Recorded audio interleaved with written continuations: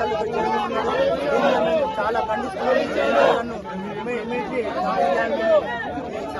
తెలియజేస్తూ వారు వస్తున్నారు, 5 నిమిషాలు ఇక్కడికి వస్తున్నారు.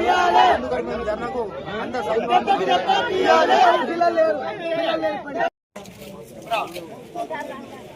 చెప్పు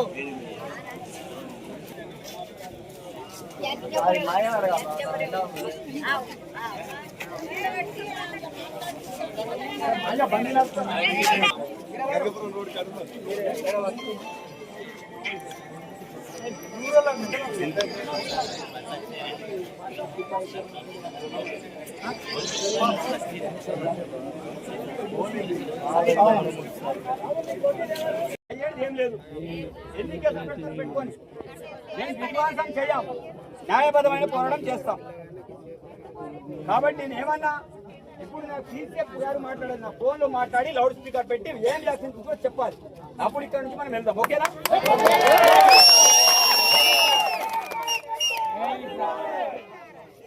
జై కాంగ్రెస్.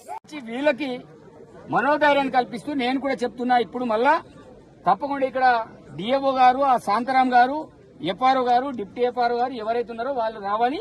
అదేవిధంగా ఎవరైతే మీరు తీసుకెళ్లి అడవిలో తిప్పుతున్నారో వాళ్ళని ఇక్కడ వదలాలి. వదిలే వరకు నేను కూడా ఇక్కడ నుంచి వెళ్ళా. నా పోరాటం కూడా అటవీ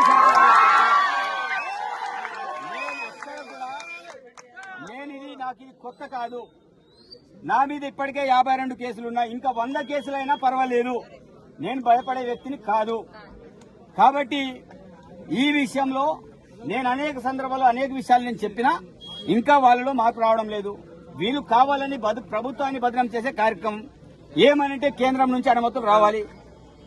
మరి కేంద్రంలో అనుమతులు రావాలనుకున్నప్పుడు మరి వాళ్ళు ఏం చేస్తున్నారో దానికి సమాధానం చెప్పాలి.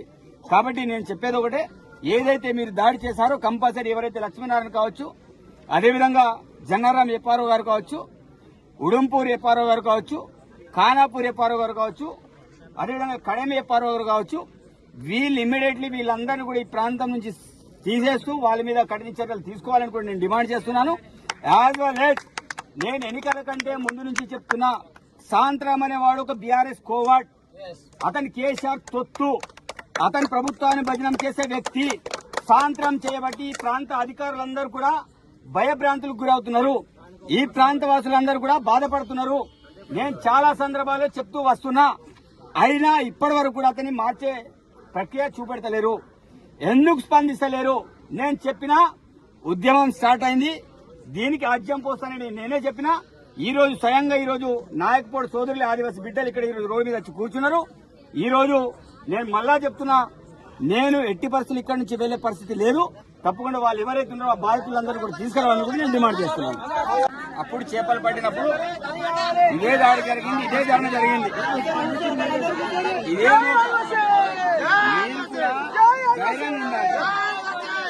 ఎవరికి భయపడాల్సిన అవసరం లేదు. ఎవరి సొమ్ముని మనం